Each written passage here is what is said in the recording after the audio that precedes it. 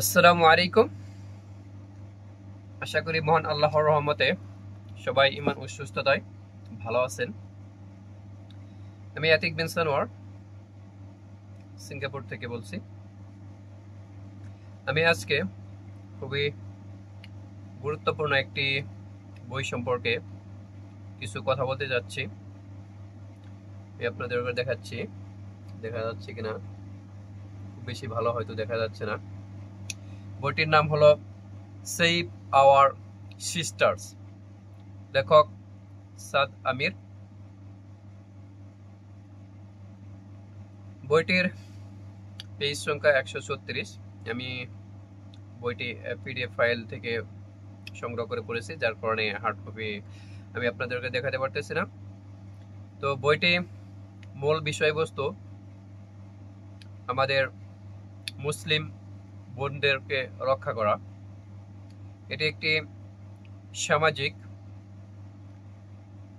এবং ইসলামিক বই এবং সামাজিক দায়বদ্ধতা থেকে আসলেও আমাদের কিছু কিছু না, আসলে অনেক কিছুই করণীয়। সেই বিষয়গুলো লেখক খুবই সুন্দরভাবে অথেন্টিক বিষয়গুলো তুলে ধরেছেন। আমরা সম্প্রতি যারা সোশ্যাল মিডিয়া ইউজ করি অনেকে মোটামুটি অবগত আছি যে আমরা বিশেষ করে ফেসবুকে দেখি, মাঝে মাঝে দেখি, বিশেষ করে আমার ক্ষেত্রে যে বিষয়গুলো হয়েছে যে আমি লাস্ট অনেকদিন যাবতে বিভিন্ন পেজে অথবা অনেক বাইরা সরাসরি স্ক্রিনশট দিয়ে মেসেঞ্জার গ্রুপের যে বিষয়গুলো তেনারা শেয়ার করেন। আমি অনেকটা কনফিউশন ছিলাম, অনেক সময় এই বিষয়গুলো নিয়ে চিন্তা ভাবনা করতাম। তো অবশেষে আলহামদুলিল্লাহ আল্লাহর রহমতে আমি বইটি একটি অথেন্টিক একটি বই পেয়েছি। যে বইয়ের ভিতরের মূল যে থিম সেটা হলো আসলেও একটি চক্র, বিশেষ করে হিন্দু মহলের একটি সংগঠন, যারা আমাদের মুসলিম বোনকে টার্গেট করে তারা প্রথমত তারা তাদেরকে প্রেমের ফাঁদে ফেলে, তারপর তাদেরকে ধর্মান্তর, অবশেষে বিয়ে বা টাকার বিভিন্নভাবে প্রলোভন দেখিয়ে তাদের সাথে সাংসারিক করে অবশেষে তাদেরকে ছেড়ে দেওয়া। এট লাস্ট সব থেকে লাস্ট স্টেজ যেটা হলো তাদেরকে ইন্ডিয়াতে নিয়ে পাচার বা বিভিন্ন দেশে তাদেরকে দেহ ব্যবসায় বিক্রি করে দেয়। এটা আসলে আমাদের মুসলিম সমাজের জন্য খুবই বর্তমান প্রেক্ষাপটে আসলে খুবই, এটি কি বলা যায়, মানে ভাষায় প্রকাশ করার মতো না। এই বই এই কথাগুলো জিনিসগুলো লেখক অথেন্টিক বর্তমান সোশ্যাল মিডিয়ার বা বর্তমান প্রেক্ষাপটে বাংলাদেশের রিসেন্টলি বা অতীতের যে ঘটনাগুলো এই জিনিসগুলো তিনি খুবই সুন্দরভাবে অথেন্টিক বা বিভিন্ন তথ্য প্রমাণের সহ উল্লেখ করেছেন। তো সবশেষে যেটা বলবো যে আসলে বইয়ের ভিতরে কিছু জিনিস আছে যে জিনিসগুলো হয়তো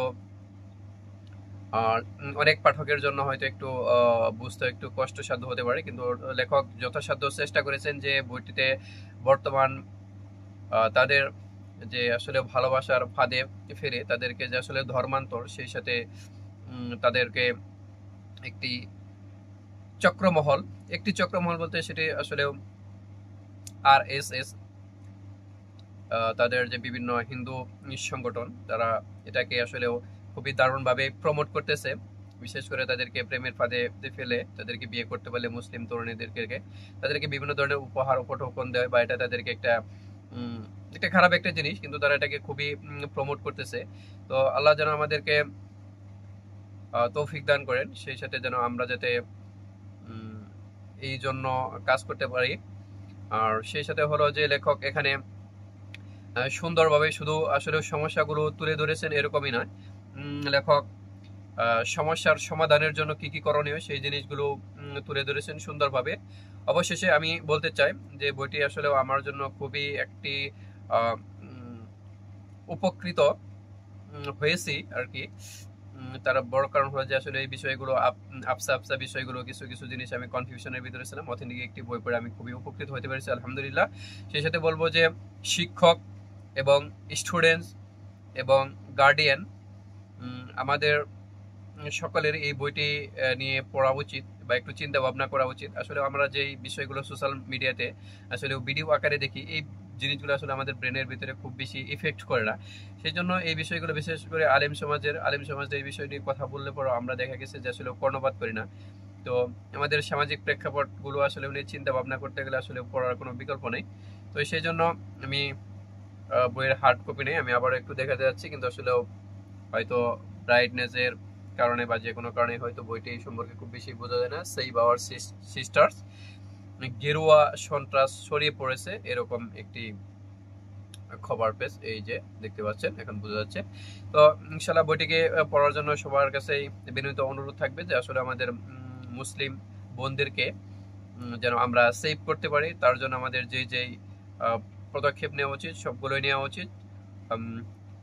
দ্য এন্ড একটি কথাই বলবো, আসলে জ্ঞান অর্জনের বিকল্প নেই। আসলে যদি আমরা বই না পড়ি তাহলে আমরা এই বিষয়গুলো নিয়ে কখনোই চিন্তা ভাবনা করতে পারবো না। সবাইকে বইটি পড়ার জন্য, সেই সাথে আমাদের পাঠাগারের সাথে যুক্ত থাকার জন্য সবাইকে অনুরোধ করছি। ইনশাআল্লাহ আমাদের কামালের জেলা আলোর ভুবন পাঠাগারের পক্ষ থেকে শেষ পর্যন্ত ভিডিওটি দেখার জন্য জাযাকাল্লাহ খায়রান। আসসালামু আলাইকুম।